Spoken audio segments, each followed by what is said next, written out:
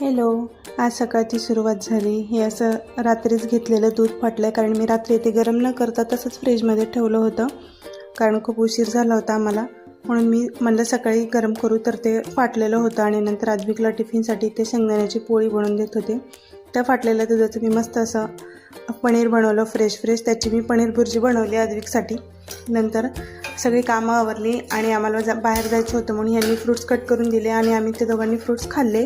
त्यानंतर रेडी होऊन आम्ही निघालो होतो डीमार्टला किराणा भरण्यासाठी, कारण आद्विक स्कूलला गेला होता म्हणल्यावर तो येण्याच्या आधी ही सगळी कामं आम्हाला करून घ्यावी लागणार होती म्हणून.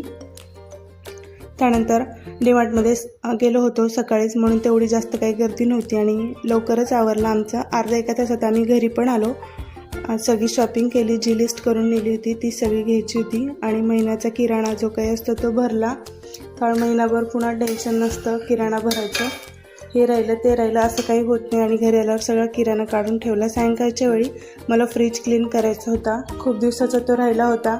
आता पाडवा येत आहे आणि आता होळी पण येणार आहे, म्हणून मी हे सगळं क्लीन करायला घेतलं होतं.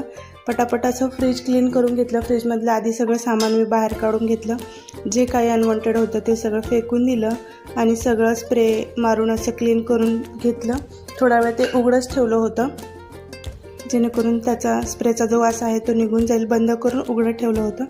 आणि नंतर ही दुधावरची साय मी रोज काढून ठेवत असते आणि आता ते खूप सारं जमा झालेलं आहे.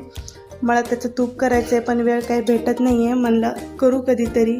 आणि नंतर चहा घेतला, मस्त गरमागरम फ्रेश वाटत होतं चहा घेऊन.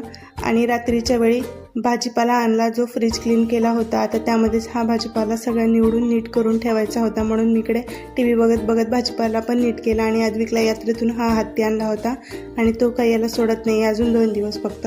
त्यानंतर रात्री हा व्हॅनिला केक खाल्ला. खूप छान आहे हा केक, डीमार्टमध्ये भेटतो. भेटू नेक्स्ट व्हिडिओमध्ये. बाय.